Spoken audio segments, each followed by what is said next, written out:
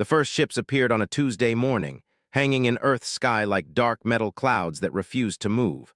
Dr. Sarah pressed her face against the observatory window, watching the massive vessels through the telescope's feed. Each ship stretched over 2 kilometers long, their hulls covered in what looked like scales that shifted color in the sunlight. "How many?" asked the observatory's security chief. His weathered hands gripped the radio so tight his knuckles had gone white. 12 confirmed, Sarah replied, her voice steady despite the fear crawling up her spine. "Maybe more hiding behind the moon." The radio crackled with panicked voices from observatories around the world. Tokyo reported 15 ships. London counted 18. Every major population center had them hanging overhead like swords waiting to fall. Sarah had spent her entire career looking for signs of intelligent life beyond Earth. She'd dreamed of this moment since childhood, imagining peaceful contact and shared knowledge.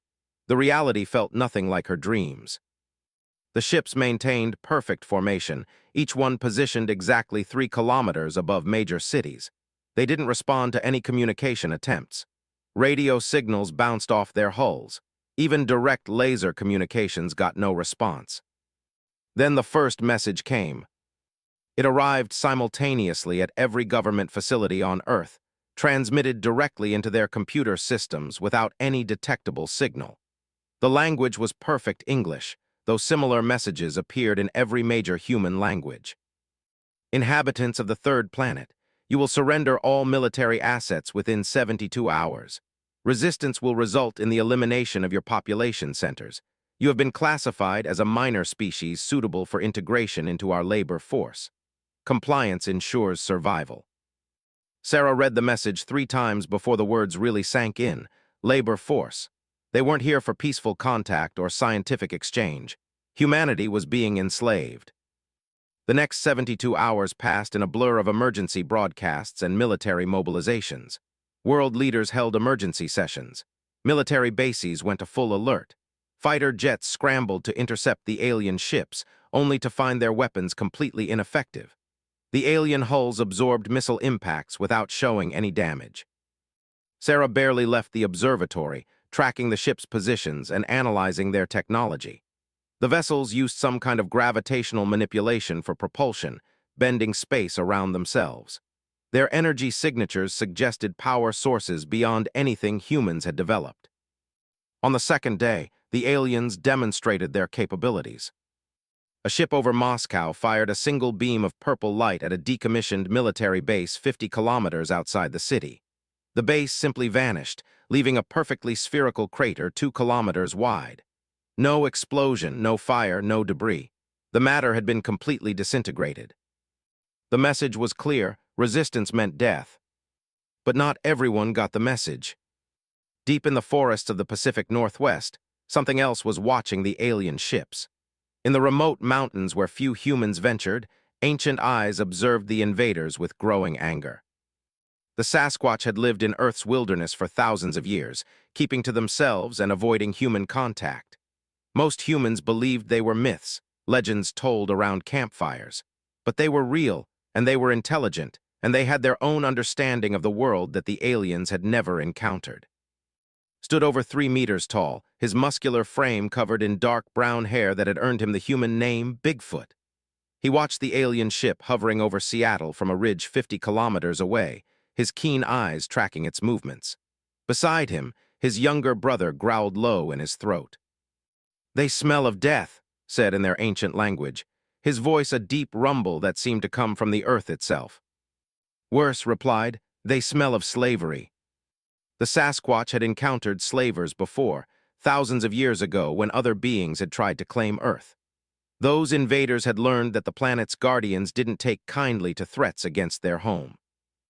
People possessed abilities that humans had never suspected. Their connection to Earth ran deeper than any technology, allowing them to manipulate natural forces in ways that seemed impossible.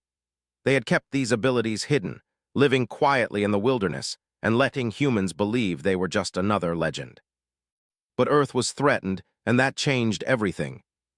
While human governments debated surrender and military leaders planned futile resistance and made their way through the forest toward the nearest alien ship.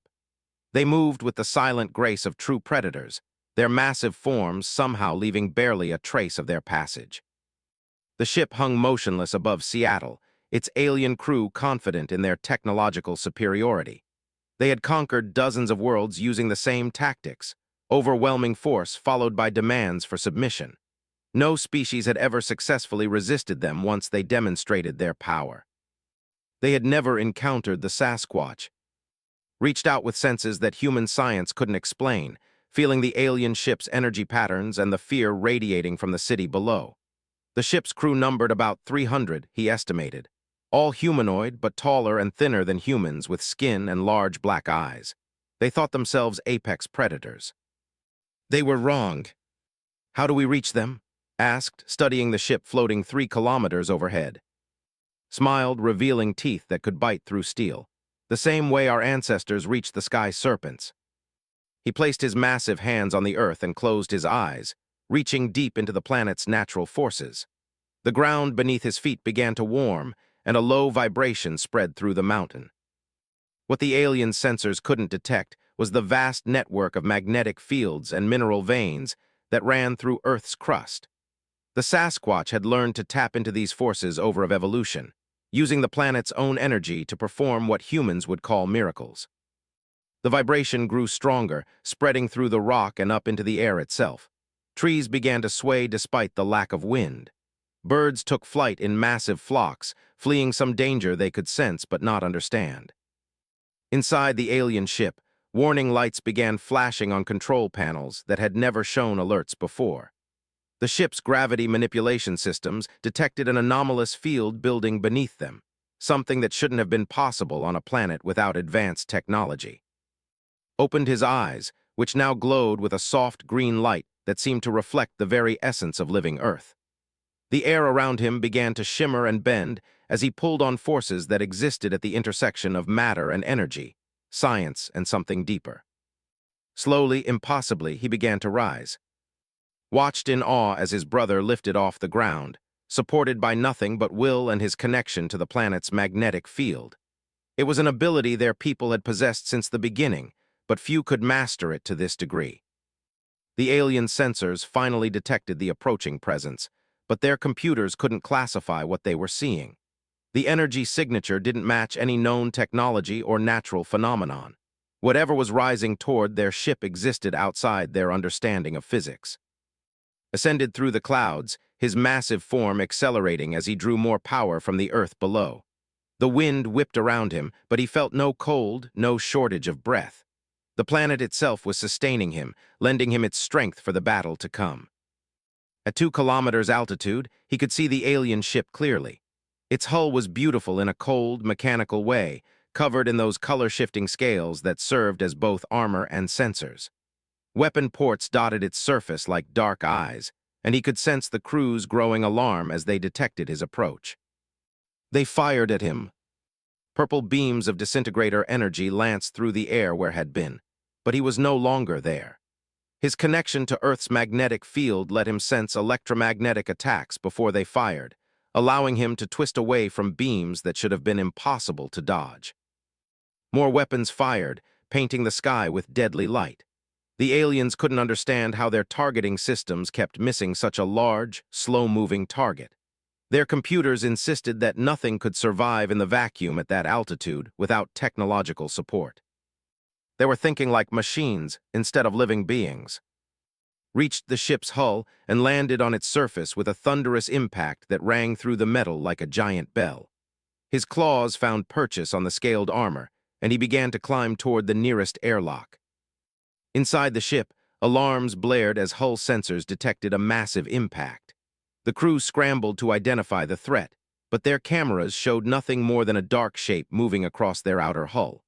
Their artificial intelligence systems couldn't process what they were seeing because it fell outside their programmed parameters.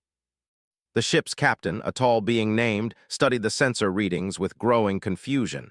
"What is the nature of the contact?" "Unknown, Commander," his tactical officer replied. "The mass readings suggest a large organism, but no known life form can survive at this altitude without technological assistance. Fire the hull defense systems." Energy fields designed to repel meteor impacts activated across the ship's surface. but simply absorbed the electrical discharge through his connection to Earth's magnetic field. The energy that should have killed him instead made him stronger. He reached the airlock and placed his massive hands on the metal.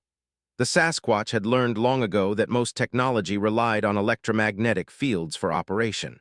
With enough power and the right frequency, those fields could be disrupted. Sent a pulse of pure magnetic force through the airlock mechanism. Circuits that had been designed to last for centuries overloaded in milliseconds. The airlock cycled open with a hiss of escaping atmosphere.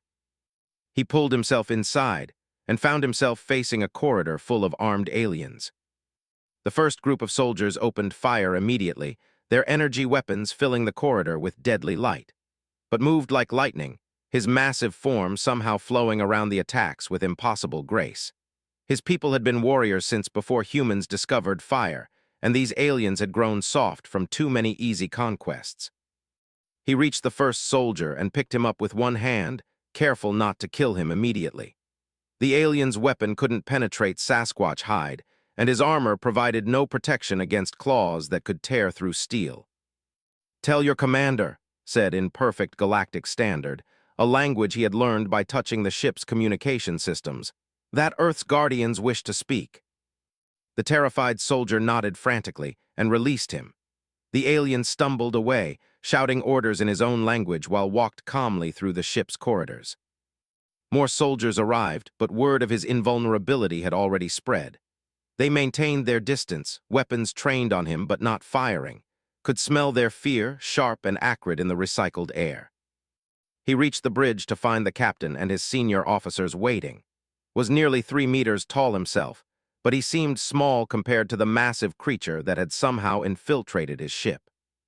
"Impossible," the captain breathed. "No primitive species can survive in space."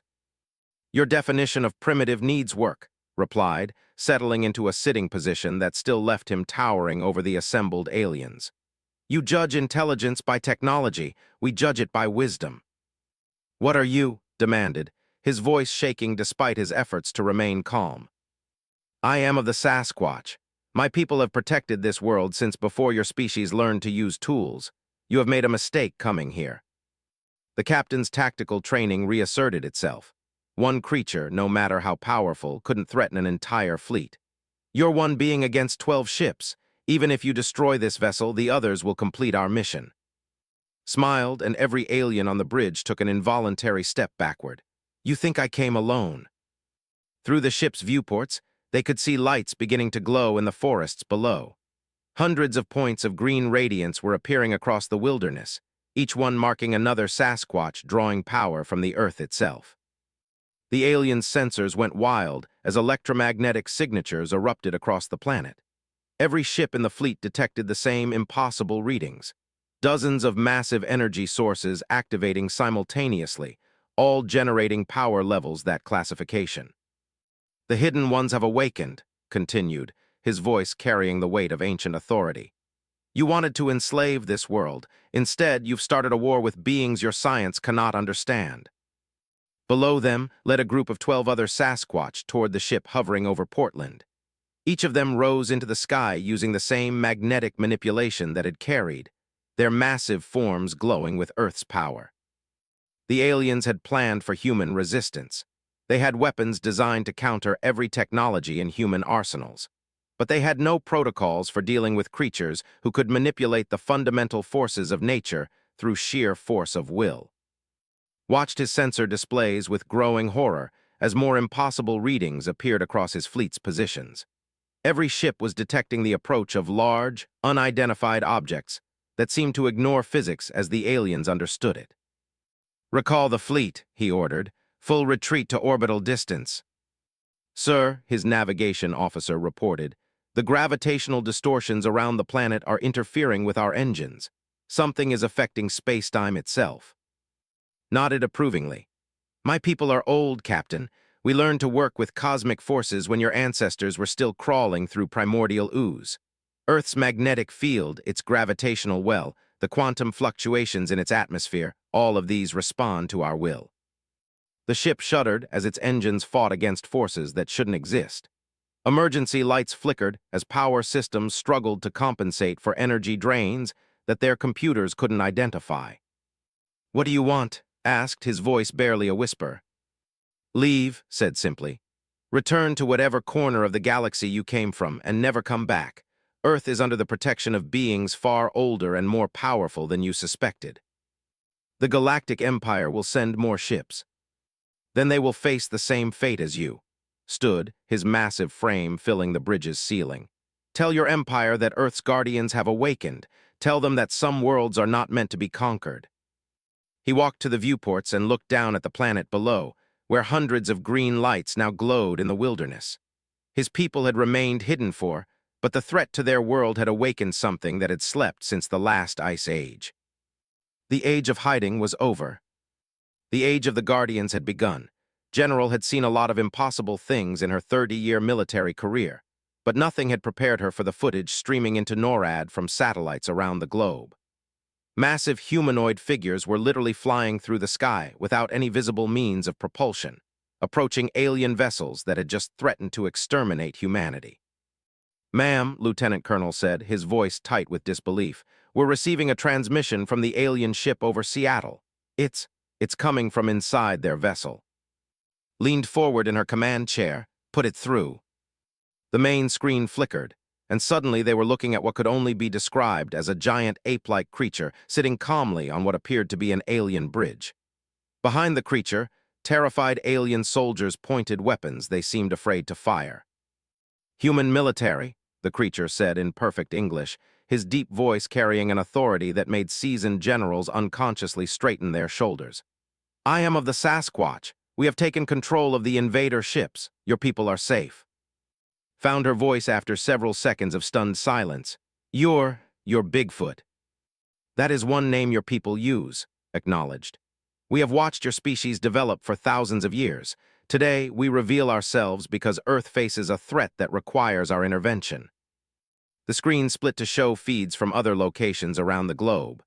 Over Portland, a group of similar creatures had somehow breached another alien ship and were herding the crew into what looked like cargo bays.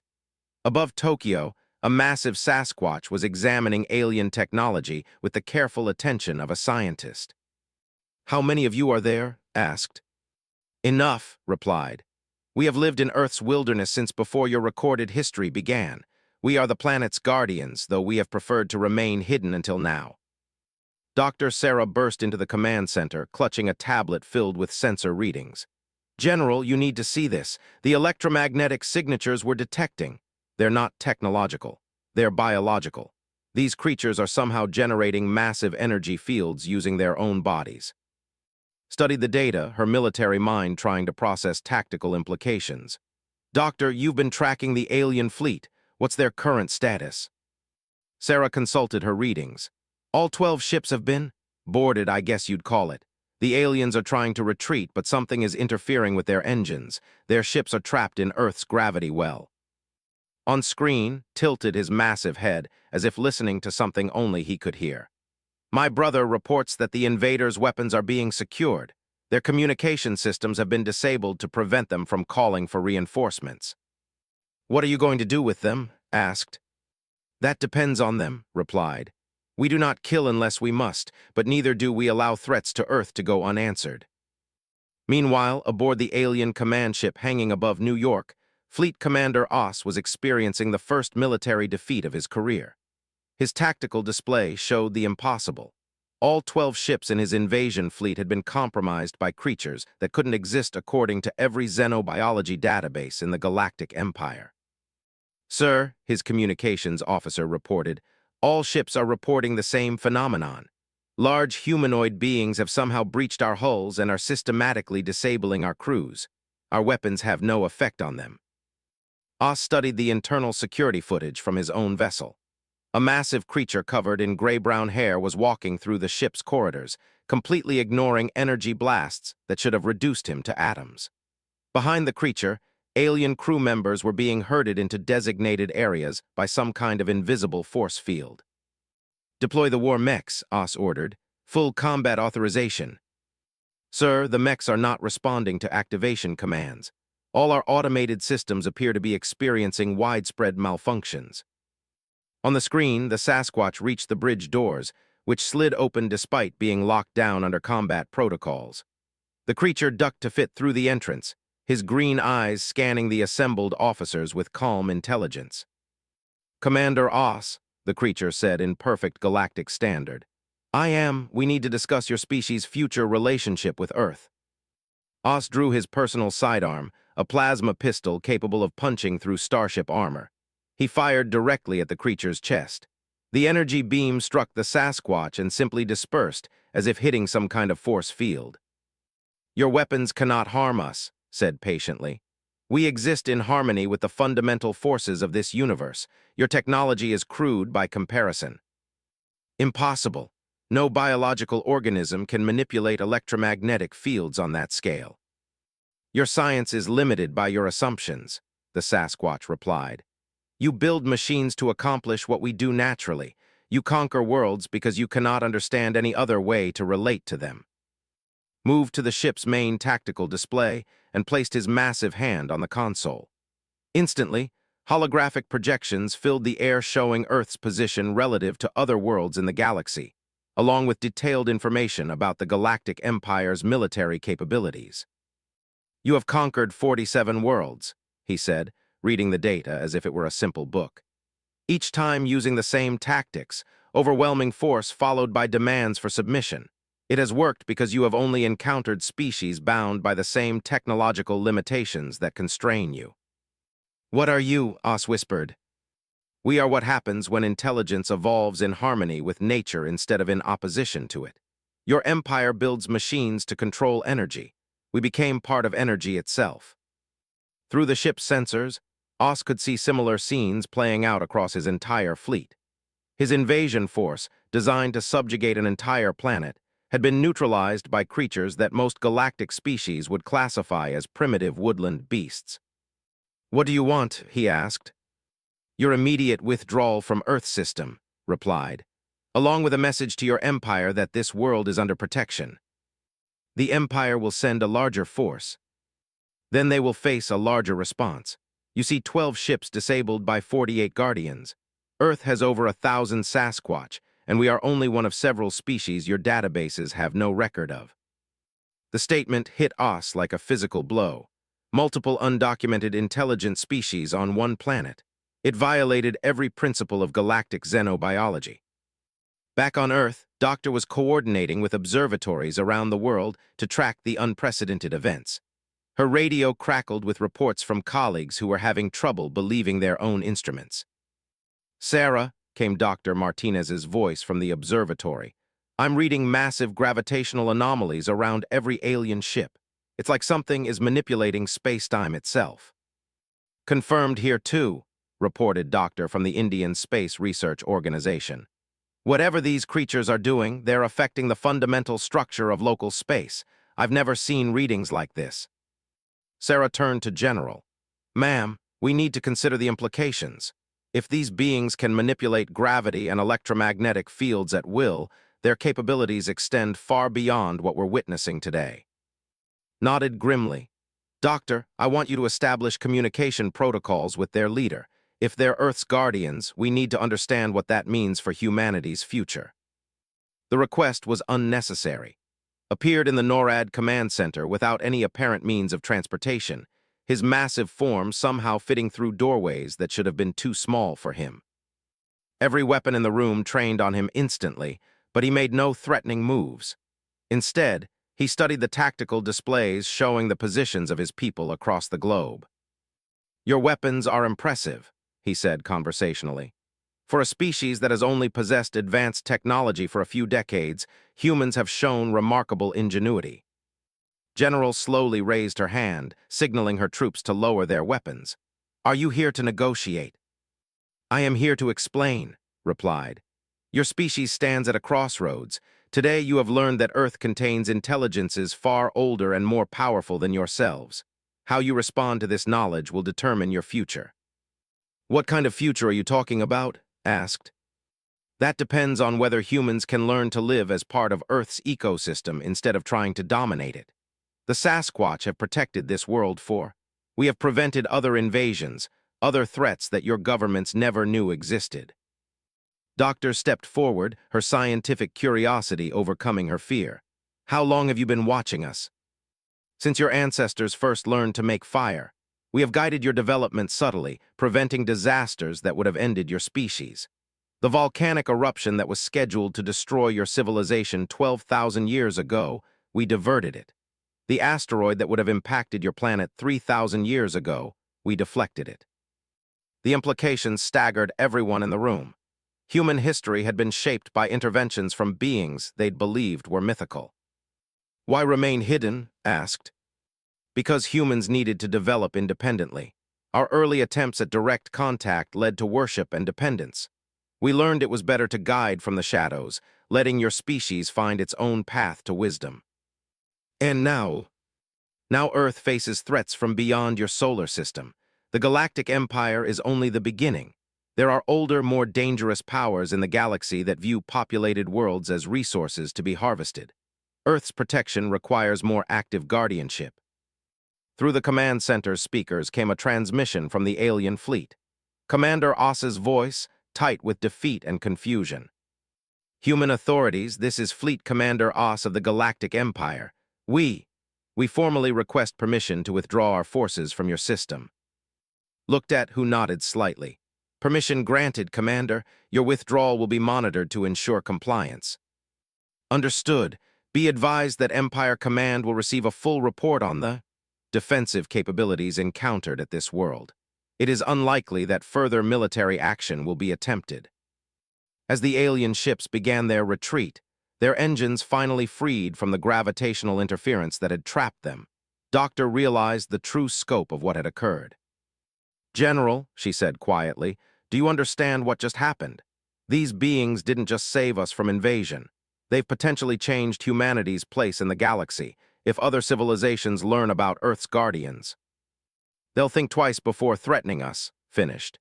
The question is, what happens to human civilization now? Do we go back to pretending Bigfoot is just a myth? Smiled, an expression that was both reassuring and slightly terrifying on his massive features. That choice belongs to humanity. We can return to the shadows if that is what your people prefer. But the galaxy has changed, General. Other species now know that Earth is defended. That knowledge will spread. What do you recommend? Honesty, said simply. Your people are stronger when they know the truth, and you will need strength for what is coming. What's coming? The Galactic Empire is young and relatively benevolent compared to some powers in the galaxy. There are older civilizations that view organic life as a plague to be eliminated. Machine intelligences that convert entire solar systems into computational matrices. Entity swarms that consume planets for raw materials. The room fell silent as the implications sank in. Earth wasn't just part of a galactic community, it was part of a galactic war zone. But, continued, Earth has advantages those other worlds lacked. You have us. You have other guardian species your scientists have never documented, and you have something that makes humans unique among galactic civilizations. What's that? Doctor asked. Adaptability, replied. Most species that achieve interstellar travel become static, locked into patterns of thought and behavior that make them predictable. Humans continue to evolve, to change, to surprise even us. That unpredictability is a weapon more powerful than any technology. General stood, her military training asserting itself. If we're going to be part of a larger conflict, we need to prepare. Can you help us? We can teach, said. Not just humans, but the alliance we propose to build. Earth's children, all of them working together to protect not just this world, but others that cannot defend themselves. Through the command center's windows, they could see the last of the alien ships disappearing into the distance, their threat neutralized by beings most humans had believed were fictional. The age of humanity's isolation was ending. The age of Earth's guardians had begun. And in the depths of space, other civilizations were beginning to receive reports of a small blue world that had defeated a galactic empire invasion force, using creatures from what appeared to be its own mythology. Earth had just announced itself to the galaxy as something unprecedented, a world where evolution had produced not one, but multiple intelligent species working in harmony. The implications would reshape galactic politics for generations to come. 6 months after the failed Galactic Empire invasion, the world had changed in ways that still left most humans struggling to adjust. The revelation that Sasquatch were real and had been protecting Earth had shattered every assumption about human civilization's place in the universe. Dr. Sarah stood in what used to be a classified military facility in Colorado, now converted into the Earth Defense Coordination Center. Through reinforced windows, she watched human soldiers training alongside beings that most people had considered mythical just months before. "Still seems impossible," said Major, joining Sarah at the observation deck. "6 months ago, I was chasing down reports of unidentified aircraft. Now I'm coordinating joint operations with creatures that can fly using nothing but willpower." Below them, a Sasquatch named was demonstrating electromagnetic manipulation to a group of human engineers. With gentle movements of his massive hands, he was bending metal beams into complex shapes without touching them, while the engineers frantically took notes on instruments they didn't fully understand. "Any word from the deep space monitoring stations?" Sarah asked. His expression darkened. "3 more probe incursions this week. Different technologies each time. Word about our defensive capabilities is definitely spreading through the galaxy." The probes had started appearing 2 months after the Empire's retreat. Small, stealthy craft that appeared at the edge of Earth's solar system, took extensive scans, and disappeared before human sensors could get detailed readings. The Sasquatch could detect them easily, but their very presence confirmed warnings about other galactic powers taking interest in Earth. "Dr. Major," came a deep voice from behind them. They turned to see approaching, his massive frame moving with the silent grace that all Sasquatch seemed to possess. "We have received a communication that requires your attention." "From where?" asked. "The hegemony of Ash," replied, his tone carrying a weight that made both humans unconsciously step backward. "They are old."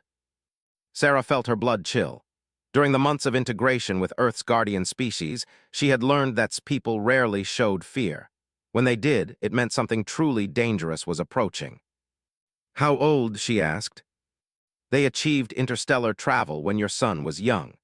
Their civilization has endured for billions of years by converting organic worlds into computational substrates for their artificial minds. Military training kicked in. Are they a threat?" "They are the threat," said simply. "The Galactic Empire are children playing with toys compared to the hegemony. They have consumed entire galaxy clusters."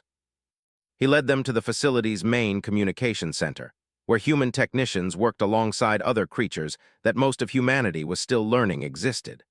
A tall, ethereal being with silver skin and eyes like starlight was operating communication equipment that seemed to respond to thought rather than touch. "This is of the Fey Courts," explained. "Her people have protected Earth's dimensional boundaries for as long as mine have guarded its physical space." Sarah stared in amazement. The Fey were real too. How many intelligent species called Earth home? "The message comes through the quantum foam," said, her voice like wind chimes made of crystal. "The hegemony does not use conventional transmission methods. They speak directly through the fabric of space-time itself."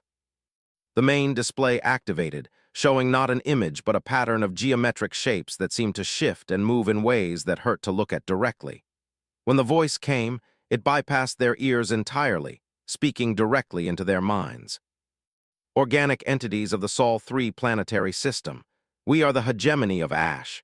Your recent resistance to Empire expansion has been noted and evaluated. You possess capabilities that require investigation." Sarah felt nausea wash over her as the alien consciousness touched her thoughts. It felt like ice-cold metal pressing against her brain. "We offer you a choice," the voice continued. "Submit to voluntary conversion, and your consciousness patterns will be preserved within our eternal computational matrices. Resist, and we will harvest your planetary mass for processing while your organic patterns decay into entropy. You have 1 solar cycle to respond." The transmission ended, leaving the communication center in stunned silence. Was the first to speak. "Did they just give us a year to choose between slavery and death?" "Not slavery," corrected softly.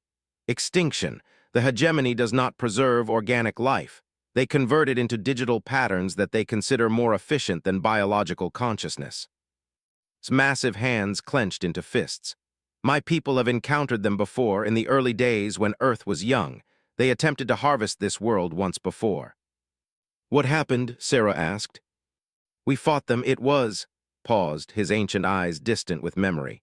It was the darkest time in our history. Many guardian species were lost. The cost of victory was almost too high to bear. But you won, said. We survived. The hegemony, but only because they had identified more profitable targets elsewhere in the galaxy.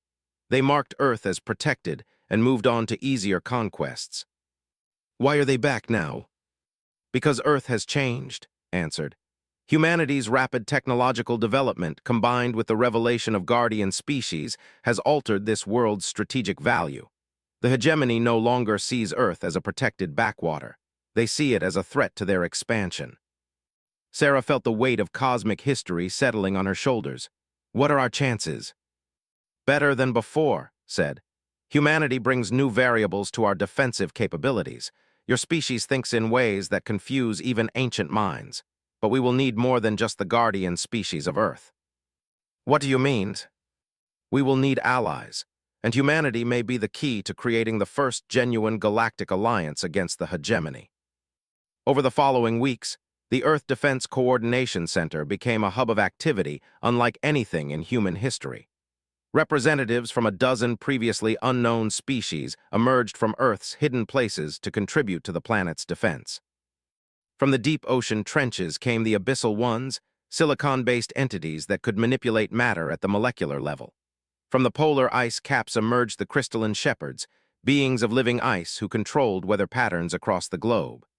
Even the planet's core was inhabited by the forge dwellers, metallic beings who could shape Earth's magnetic field itself. But it wasn't enough. The hegemony's probe data suggests they're planning to send a harvester fleet, reported Dr. James Park, who had been analyzing the alien reconnaissance patterns. Based on the energy signatures we're detecting, it could be 1,000 ships or more. General, now heading the combined human guardian military response, studied the tactical projections. Even with our guardian allies, we can't fight that many ships simultaneously. Which is why we need to change the rules of engagement, said. He activated a holographic star map that showed the local stellar neighborhood. Red markers indicated worlds that had fallen to the hegemony over the past million years. Yellow markers showed worlds currently under threat. Green markers were pitifully few, systems that had somehow resisted conversion. The hegemony's strength comes from their assumption that organic species will fight alone, explained. They have never faced a coordinated response from multiple worlds. You're talking about building an alliance, Sarah said. I'm talking about humanity building an alliance, corrected. My people, the Fae, the other guardians, we are powerful but limited in number. Humans are numerous and adaptable. Your species could unite worlds that have never trusted each other. Studied the star map. How many potentially allied worlds are we talking about? 17 systems within 50 light-years that have so far resisted hegemony conversion. Each has unique defensive capabilities, but none strong enough to stand alone. And you think they'd listen to humans? Asked. Humans are unknown, said. That makes you neither threatening nor predictable to species that have fought each other for. You could serve as neutral mediators while contributing your own unique capabilities. Sarah felt a spark of excitement cutting through her fear. What kind of unique capabilities? Creativity, said simply. The ability to find solutions that more rigid species cannot conceive. The hegemony has conquered thousands of civilizations by analyzing their patterns and developing countermeasures. They cannot analyze what they cannot predict. Plus, added a new voice, humans are really good at pissing off bullies. Everyone turned to see a figure that looked almost human, except for the pointed ears, wild hair, and eyes that held an ancient mischief.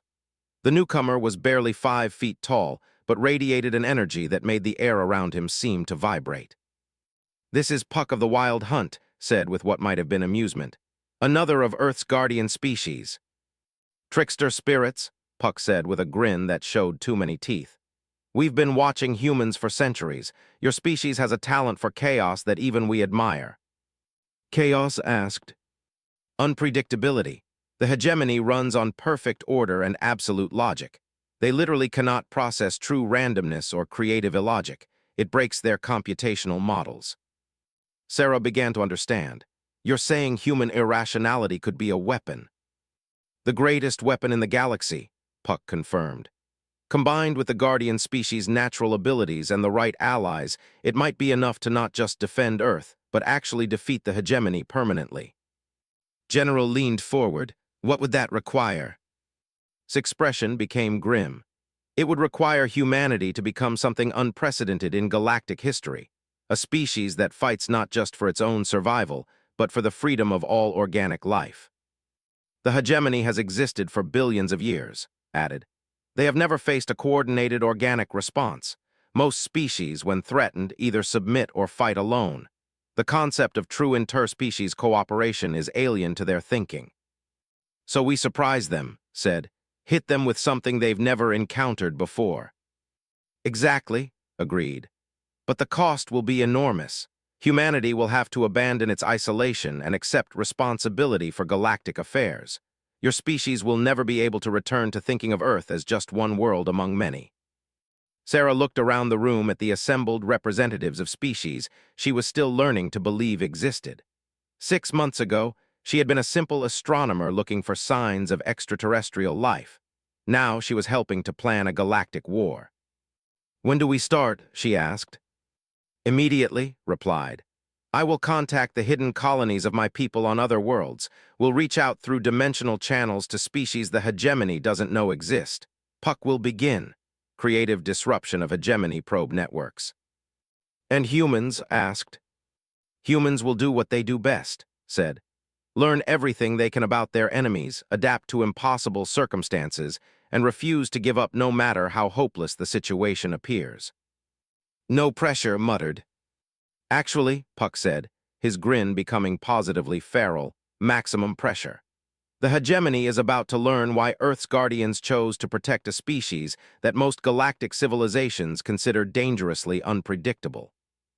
As the meeting dissolved into detailed planning sessions, Sarah found herself standing again at the observation windows, watching human soldiers train alongside beings from legend and myth. The stakes had just increased beyond anything she could have imagined. Earth wasn't just fighting for its own survival anymore. It was about to become the center of a rebellion that could reshape the entire galaxy. The only question was whether humanity could rise to meet a challenge that would determine the fate of organic life itself. Outside was teaching a group of human engineers how to bend electromagnetic fields with their bare hands. It wasn't working, but the humans kept trying anyway, their stubborn refusal to accept limitations exactly the kind of attitude that might just save the galaxy. Ambassador Maria Santos stepped out of humanity's first interstellar diplomatic vessel onto the crystal platform of station, feeling the weight of an entire species' future on her shoulders. The space station orbited a neutron star whose radiation should have killed every living thing within a dozen light years. But somehow the crystalline beings who built it had turned that deadly energy into their primary power source. Behind her, a small delegation of humans and Earth's guardian species followed, each representing capabilities that the gathered alien civilizations had never encountered. Its massive form drew nervous glances from species who had never seen a biological entity who could manipulate gravity. Its ethereal presence made several energy-based life forms attempt to communicate through methods that human technology couldn't detect. Remember, Maria said quietly to her team, we're not just asking for military alliance. We're trying to convince civilizations that have been enemies for millions of years to work together. This is diplomacy on a scale that's never been attempted. The station's central chamber was a marvel of engineering that human understanding of physics. Gravity flowed in streams that allowed dozens of incompatible species to exist in the same space, each in their preferred environmental conditions. Methane-breathing silicon creatures occupied areas of intense cold, while plasma-based entities danced in zones of searing heat. The delegation from Sol 3 is recognized, announced a being that looked like a living constellation, its voice somehow audible despite having no apparent vocal apparatus. You may present your proposal to the Emergency Council. Maria activated her translation device, though she suspected most of the assembled species could understand her directly through various telepathic or technological means. Honored beings, I am Ambassador Santos of humanity. I speak for Earth and all its children in proposing the unprecedented, a true galactic alliance against the hegemony of Ash. The response was immediate and chaotic. Dozens of different forms of communication filled the chamber: electromagnetic bursts, pheromone clouds, gravitational waves, and several methods that human science couldn't classify. The translation device worked frantically to convert the cacophony into understandable speech. "Impossible," came from the delegation of the Empire, beings whose carapaces gleamed with metallic implants. "The hegemony has existed since before our sun ignited. No force in the galaxy can stand against them." "They are entropy itself," added a representative of the void swimmers, creatures that existed in the space between atoms. "They cannot be fought, only avoided." "Earth's children have faced them before," said, his deep voice cutting through the chaos like a blade. "We have survived their harvest attempts. They can be defeated." A being that appeared to be made entirely of shifting geometric patterns pulsed with colors that the translation device rendered as skeptical laughter. "One world's resistance means nothing. The hegemony has consumed galaxy clusters. Your victory was statistical noise." "Our victory was the result of capabilities the hegemony couldn't analyze or counter," said, her crystalline voice somehow reaching every being in the chamber regardless of their hearing mechanisms. "Earth possesses advantages that no other world has demonstrated." "What advantages?" demanded the thermal lords, beings of living flame that inhabited the hearts of stars. "What could primitives offer that advanced civilizations cannot provide?"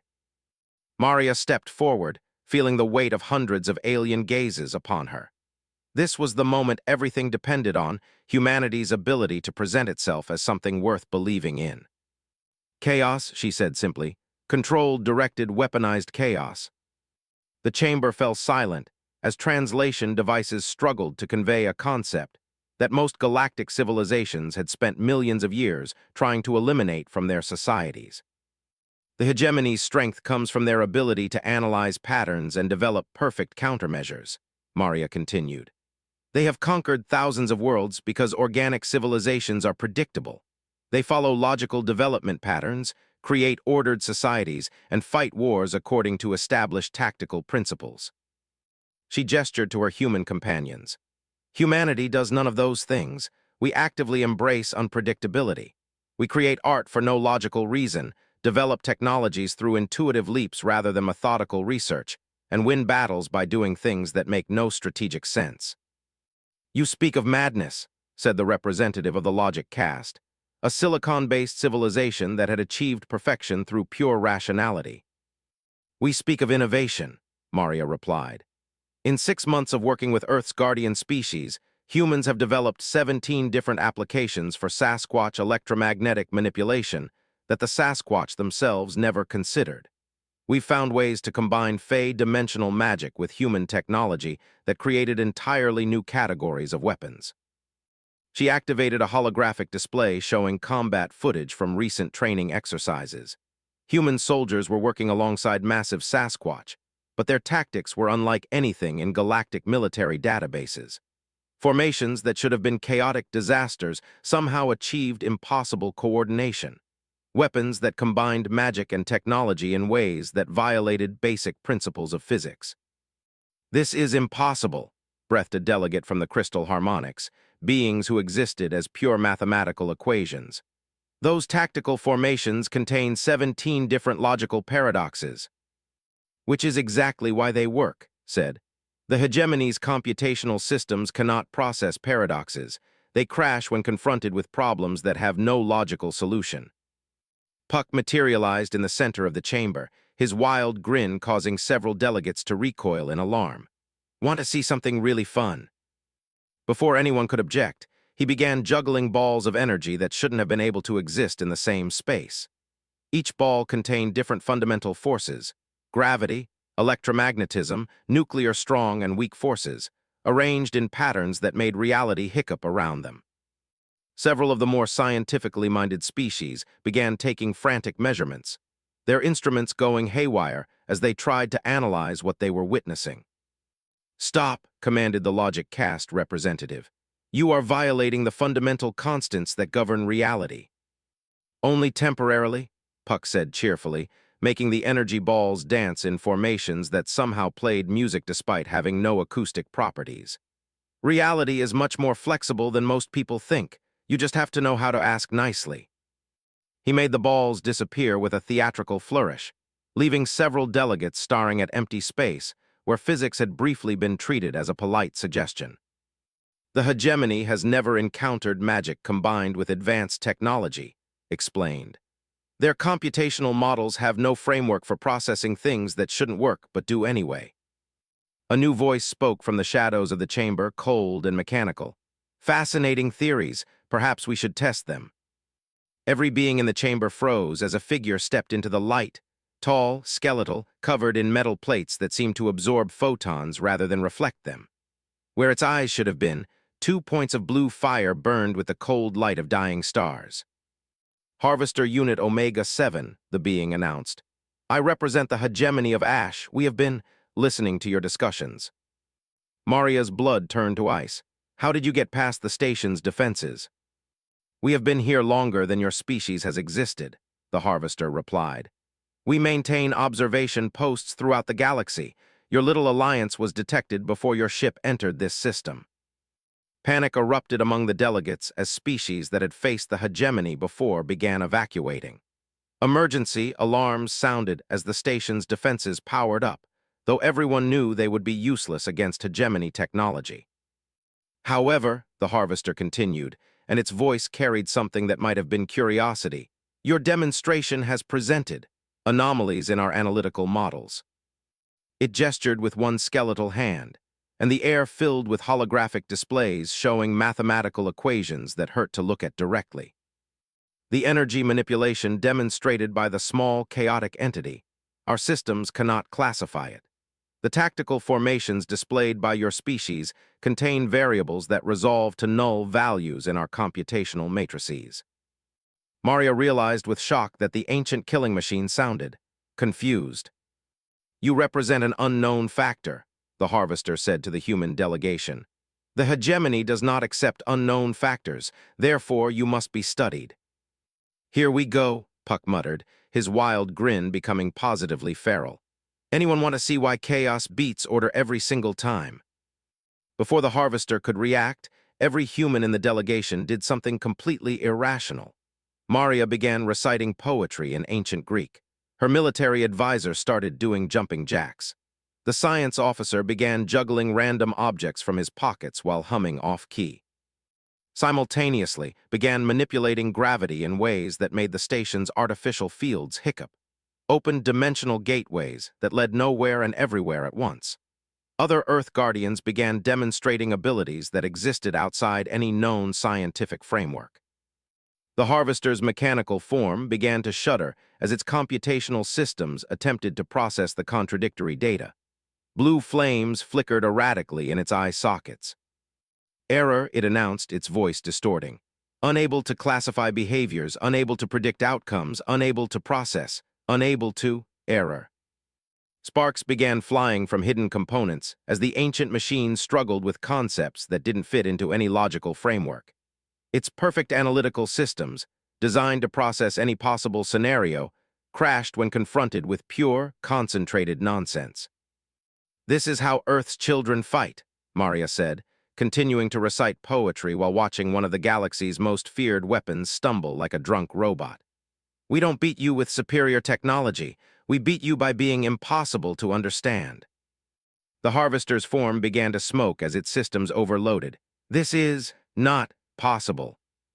That's the point, said, gently patting the mechanical being on what might have been its shoulder. The contact sent feedback loops cascading through the Harvester's neural networks, causing more sparks and digital screaming. Finally, with a sound like dying machinery, the Harvester collapsed, its systems completely overwhelmed by trying to process irrationality. The chamber fell silent, except for the sound of cooling metal. Well, said the Logic Cast representative, its voice filled with something approaching awe, that was educational. Maria straightened her diplomatic uniform and looked around at the assembled delegates. So, who wants to help us teach the hegemony that chaos is the strongest force in the universe? One by one, the alien civilizations began to volunteer for humanity's impossible war. The Empire wanted to study human unpredictability for their own military applications. The Void Swimmers were intrigued by the possibility of using chaos to navigate impossible spaces. Even the logic cast admitted that pure irrationality might be the most logical response to an illogical enemy. "When do we begin?" asked the representative of the Thermal Lords.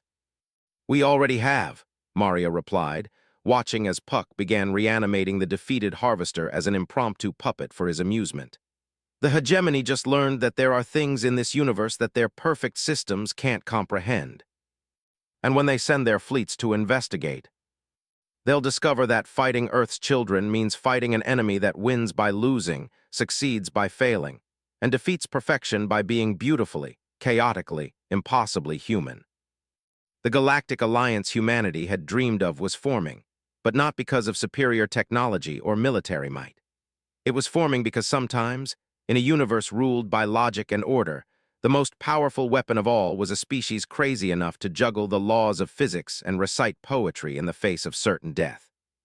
The hegemony was about to learn why evolution had produced humans on a world guarded by beings who understood that sometimes the best way to solve an impossible problem was to ignore the rules entirely. The hegemony fleet emerged from folded space at the edge of Earth's solar system like a plague of metallic locusts. 10,000 ships, each one a kilometer of death and conversion technology, arranged themselves in perfect geometric patterns that spoke of a civilization obsessed with order and efficiency. Admiral Sarah, promoted after the diplomatic breakthrough at Station, stood on the bridge of humanity's flagship, the Chaos Engine, watching the impossible sight through enhanced displays. Around her, a crew that included humans, Sasquatch, Fae, and representatives from 17 allied species worked at stations that combined technology, magic, and pure stubborn human creativity. "Fleet status report," she ordered. "Alliance forces holding position at designated coordinates," reported Commander, whose tactical display showed a formation that would have given traditional military strategists nightmares. Human ships flew alongside crystalline void swimmers, while thermal lord vessels that existed as controlled stellar fusion floated next to ice-cold abyssal craft. Total count, 800 vessels. "We're outnumbered 12-1, observed, his massive form somehow fitting into the bridge's modified command structure. "Perfect," said Puck, who was juggling what appeared to be miniature black holes. "I do my best work when the odds are impossible." Through the ship's quantum communicators, Allied voices reported readiness across 17 different languages and several forms of telepathy. This was the largest cooperative military effort in galactic history, united by humanity's chaotic leadership and Earth's guardian species' ancient wisdom. "Incoming transmission from the Hegemony Fleet," announced, her crystalline fingers dancing across communication arrays that responded to thought rather than touch. The main display filled with the image of something that had once been organic, but had long since transcended the limitations of biological form. The being's body was a mixture of advanced machinery and preserved organic components, its face a mask of metal and flesh that spoke with the voice of ultimate authority. "I am Prime Harvester Eth of the Hegemony of Ash," the entity announced. "You have interfered with our legitimate harvest operations. You have destroyed our reconnaissance units through methods our systems cannot classify. You will submit to immediate conversion or face annihilation." Admiral stepped forward, representing not just humanity but all organic life in the galaxy. "I am Admiral of the Earth Alliance. We reject your ultimatum and demand your immediate withdrawal from this system." "Impossible. The hegemony does not negotiate with resources awaiting processing." "Then you've never met humans before," replied. "We specialize in making the impossible happen." She gestured to Puck, who grinned and made his juggled black holes dance in formations that somehow produced the opening bars of Ninth Symphony through gravitational wave manipulation. The Harvester's mechanical components flickered as its systems attempted to process what it was witnessing. "Explain this phenomenon." "Music," said simply. "Art created for no logical purpose except the joy of creation. Your computational models have no framework for understanding it. Art is inefficient allocation of resources." "Art is what makes life worth living," countered, "which is something you gave up when you chose conversion over growth." The transmission ended abruptly. and the hegemony fleet began moving into attack formation with the mechanical precision of a civilization that had eliminated every trace of spontaneity from its existence. "All ships," announced over the Alliance network, "remember your assignments. We're not trying to defeat them through superior firepower. We're going to confuse them into defeating themselves." The battle began with a move that violated every principle of space combat in galactic history. Instead of maintaining formation and engaging at maximum range, the Alliance fleet scattered into what appeared to be complete chaos. Human vessels performed maneuvers that physics, supported by Sasquatch who manipulated gravity to make impossible turns. Phase ships phased in and out of dimensions the hegemony didn't know existed. "Target acquisition failing," reported hegemony tactical systems across the fleet. Alliance vessels exhibiting non-logical movement patterns. The Void Swimmers began the first phase of the assault, their ships existing in the spaces between atoms, making them impossible to target with conventional weapons. They appeared inside hegemony vessels, disrupting systems from within using technology based on quantum uncertainty. "Hull breaches on 17 ships," reported another hegemony unit. "No detectable weapon signatures, no breach points. Damage appears spontaneous." Prime Harvester Eth watched the tactical displays with growing confusion. His fleet's targeting computers couldn't lock onto enemies that moved in patterns that contained no logical progression. Weapons designed to destroy any conceivable technology were failing against ships that shouldn't be able to exist. "Activate Harvester protocols," he commanded. "Begin planetary conversion." Massive beams of disintegration energy lanced toward Earth, weapons capable of reducing entire continents to component atoms. But the beams struck invisible barriers and dissipated harmlessly, their energy absorbed by defensive systems that registered as impossible on every sensor. "Planetary shields are operating at impossible efficiency levels," reported a tactical unit. "Energy absorption rate exceeds theoretical maximums." What the hegemony couldn't understand was that Earth's defenses weren't technological. Every guardian species on the planet was channeling their power through the world's natural systems, turning the entire biosphere into a defensive network. The ocean currents carried abyssal shields, while the atmosphere itself had been woven with fey magic. "Phase 2, Admiral announced. The thermal lords began their contribution to the chaos, ships that were essentially controlled stars flying directly into the hegemony formation. Their hulls registered temperatures that should have vaporized any matter, but crystalline shepherd technology kept them stable, while human creativity directed them in attack patterns that looked like cosmic artwork. "Collision course vessels detected," hegemony systems reported. "Evasive maneuvers. Error. Stellar masses cannot maneuver at those velocities." The thermal lord ships passed through hegemony vessels like hot knives through butter, their stellar cores disrupting every system they encountered. But instead of continuing in straight lines as physics demanded, they curved and spiraled in patterns that spelled out profane messages in 17 different languages across the void of space. "The enemy is writing insults across our fleet formation," a hegemony tactical unit reported, its mechanical voice carrying what might have been bewilderment. "Impossible," Eth replied. "Stellar masses cannot be controlled with such precision." "Yet it is occurring," the unit responded. "Additionally, our conversion beams are being reflected back at us through an unknown process." This was contribution, using his people's mastery of electromagnetic fields to turn the hegemony's own weapons against them. But instead of simply redirecting the beams, he was bending them into complex geometric patterns that somehow played music when they struck hegemony hulls. "Their weapons are composing symphonies," reported another unit. "Our hull armor is resonating with harmonic frequencies that serve no tactical purpose." "Explain this inefficiency," Eth demanded. "Unable to explain, the phenomenon appears to be artistic expression using military-grade energy weapons." Prime Harvester Eth, ancient beyond measure and equipped with computational power that exceeded most planetary civilizations, experienced something he had not felt in billions of years: genuine confusion. His perfect systems were failing because they couldn't process enemies who treated warfare like performance art. "Phase 3, Admiral announced, and her voice carried across the quantum communications network to Allied ships throughout the battle zone. This was humanity's moment, the culmination of months of training with Earth's guardian species and allied civilizations. Human vessels began performing maneuvers that combined every impossible technique they had learned: Sasquatch gravity manipulation, Fey dimensional phasing, void swimmer quantum uncertainty, and pure human stubbornness. But the most devastating weapon was psychological.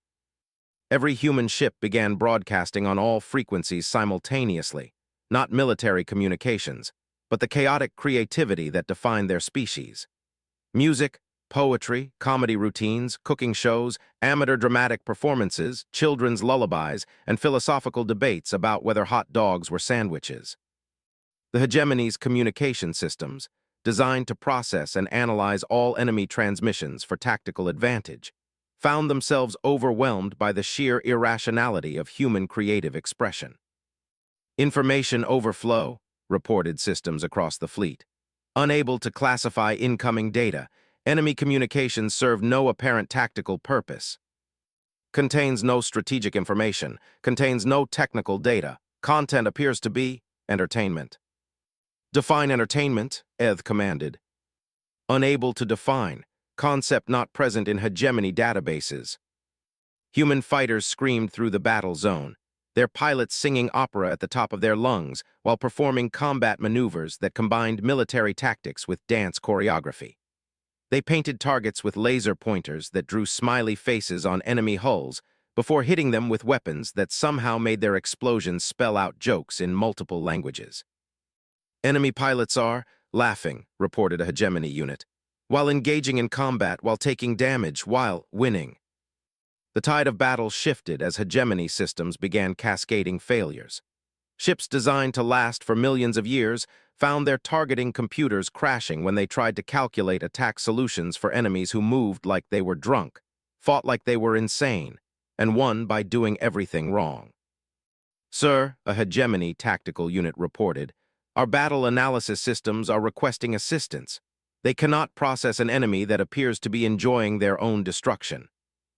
Eth watched his perfect fleet being dismantled by forces that shouldn't exist, using tactics that made no sense, while broadcasting entertainment that his systems couldn't analyze. For the first time in his billion-year existence, he felt something approaching fear. Retreat, he ordered. Full withdrawal to edge of system. Sir, retreating violates hegemony doctrine. So does losing to primitives who weaponize nonsense, Eth replied. Begin withdrawal. As the hegemony fleet pulled back in formations that became increasingly disorganized, Admiral opened a channel to the retreating Prime Harvester. This is Admiral. Do you now understand why Earth is protected? Eth's mechanical voice carried new uncertainties. Your species defies classification. Your tactics violate all principles of logical warfare. Your alliance incorporates elements that our sciences insist cannot exist. Exactly, replied. You've spent billions of years perfecting your understanding of order and logic, but the universe is fundamentally chaotic, and life is the universe's way of celebrating that chaos. We cannot process chaos, which is why you'll never truly defeat organic life. Every world you convert, you lose a little more understanding of what makes existence beautiful. You become more rigid, more predictable, more vulnerable to beings who embrace the wonderful madness of being alive. This is not victory, Eth said. This is anomaly. No, Admiral corrected, watching her impossible fleet celebrate their impossible victory with fireworks that painted thank you messages across the void. This is humanity, and we're done letting bullies pick on our galactic neighbors. The hegemony fleet completed its withdrawal, disappearing into folded space with their perfect systems still trying to process defeat at the hands of beings who treated cosmic warfare like a community theater production. In the aftermath, as the Alliance fleet regrouped around Earth, messages began arriving from worlds across the galaxy. Species that had hidden from the hegemony for millions of years were emerging, inspired by the news that the unconquerable enemy could be confused into retreat. Admiral said, his ancient eyes reflecting something approaching hope. This is only the beginning. The galaxy has learned that the hegemony can be defeated. What happens now? Asked. Now, said Puck, juggling miniature supernovas while grinning like a maniac. The universe gets to remember what it was like before everything became so terribly serious. Across the galaxy, organic civilizations began to stir. Art and music, suppressed for eons out of fear of attracting hegemony attention, began flourishing again. Scientists started asking questions that had no practical applications. Children played games that served no logical purpose. The age of perfect order was ending. The age of beautiful chaos had begun. And somewhere in the quantum foam between dimensions, the universe itself seemed to chuckle at the sight of humans teaching ancient beings that sometimes the best way to save everything was to make absolutely no sense while doing it. Earth's children had not just defended their world. They had reminded the galaxy that existence was meant to be wonderful, chaotic, and absolutely, gloriously impossible. The war was over. The real adventure was just beginning.